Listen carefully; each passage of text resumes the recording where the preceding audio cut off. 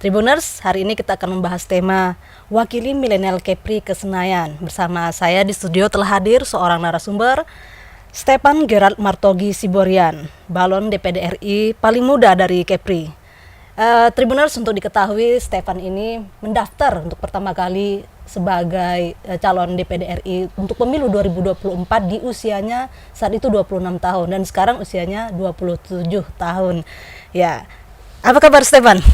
Sehat, Mbak Dewi, sehat. Iya, ini untuk pertama kali kita berjumpa ya, salam kenal. Iya, salam kenal, pertama kali memang. Iya, Stefan, ini ada pepatah mengatakan tak kenal maka tak sayang. Jadi mungkin ada orang di luar sana kenal wajah tapi belum tahu ini siapa sebenarnya Stefan Gerald Martogi Siborian. Boleh perkenalkan diri dulu? Boleh. Thank you Mbak Dewi, thank you juga kawan-kawan dari Tribun. Ya, perkenalkan saya Stefan Gerald Martogi Siborian. Usia saya benar 27 tahun ya saat ini, kemarin pas daftar 26 tahun. Background saya mungkin mau dibilang pengusaha muda lah. Pengusaha kecil-kecilan.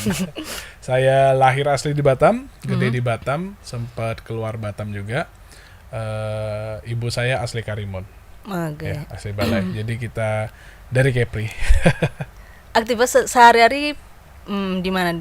Pengusaha itu aja? Kalau sekarang sih ya, kalau di luar untuk persiapan DPD ya, kita di organisasi ada Gcraft, Gerakan Ekonomi Kreatif Nasional, Kepri, yang didirikan oleh Bang Sandi, dan ngantor masih, saya punya kafe juga di daerah Pasir Putih, dan juga masih bantu usaha keluarga juga di kantor. Jadi kesibukan hari-hari ya kurang lebih sebenarnya hampir sama, cuman ada agenda khusus sekarang, ada agenda lebih lah sekarang, extra time. Iya, pengusaha iya, pekerja juga iya. Pekerja juga iya, politisi ya. Iya. Iya, menjelang.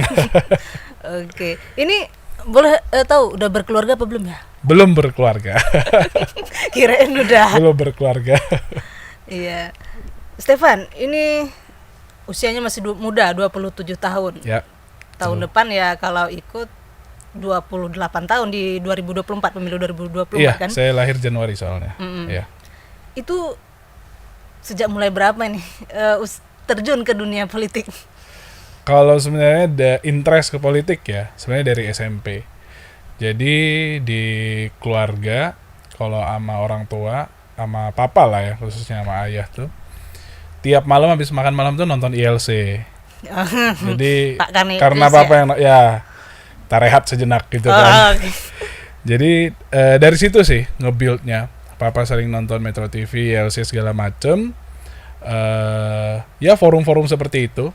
Jadi kita sebagai anak ya kadang nonton kebawa juga. Dari situ ada beberapa, sempat juga jadi tim ses juga sempat. Di usia masih muda? Saat itu kuliah lah. Ya kuliah dan menjelang untuk kerja lah saat itu. Jadi memang interestnya dari SMP. Tapi mungkin kalau mau dibilang benar-benar terjun, ya baru kali ini di DPD. Ya, bakal calon DPD. Gitu.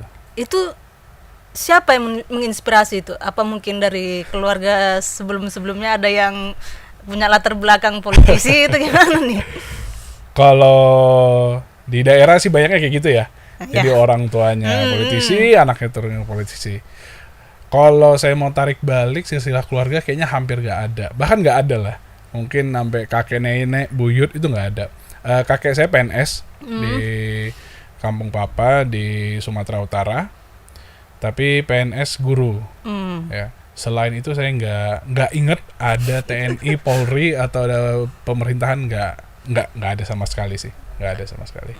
Oke, jadi memang bisa dibilang baru pertama kali Stefan lah yang memulai ya? Ya, generasi pertama dari keluarga pihak ayah, dari keluarga pihak ibu. Ya. Iya, itu yang memotivasi itu apa ya? Sebenarnya kita karena dari SMP ya, mulai dari hobi kita pengen tahu.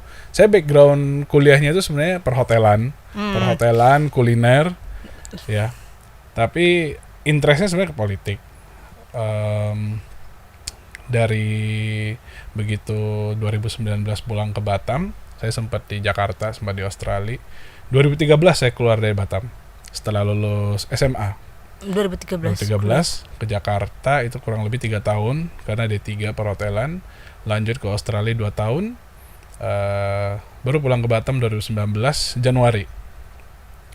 Nah dari situ sebenarnya buka kafe ya, pengusaha muda ya, baru-baru rintis lah. Kita bangun komunikasi dengan kawan-kawan baru, organisasi dan lain-lain. Dan memang pas di Australia pun, pas di Jakarta pun, hobinya tetap lanjut di politik. Jadi aku seneng baca-baca buku biografi. Kayak contoh dari almarhum Sabam Sirait, ya ada Jenderal TB Simatupang, Pak Surya Paloh. Ini despite kita suka apa enggak orangnya, dukung apa enggak orangnya, kita tetap baca. Ada Pak Ahok, Valdo Maldini, banyak sebenarnya yang aku baca buku-buku itu ya. Bahkan seperti Dowes Dekker juga baca, kan. Jadi banyak sih, banyak sepanjang saat itu sambil kuliah, sambil kerja, kan nggak ada aktivitas politik tentunya ya. Jadi aktivitas politik dari situ, tetap nonton forum, tetap ikutin. Dan memang seneng. Kalau ditanya siapa yang memotivasi, mungkin ini sekalian kasih tahu nih ya. Jadi 2020 tuh ada Bang Rian Ernest yang maju calon wali kota Batam Independen. Saat itu saya timnya beliau juga. Ya. Jadi dari situ sih kita melihat semangat anak muda tuh bisa nih anak muda membuat gerakan. Walaupun saat itu Bang Rian akhirnya mundurkan diri ya saat Fairfax ya. Tapi tim-timnya memang anak muda semua. Mungkin paling tua tuh usia 26-27 saat itu. Ya, Bang Rian Ernest salah satu dengan semangat anak muda yang dia bawakan ke Batam. Dan teman-teman politisi di lokal juga ada.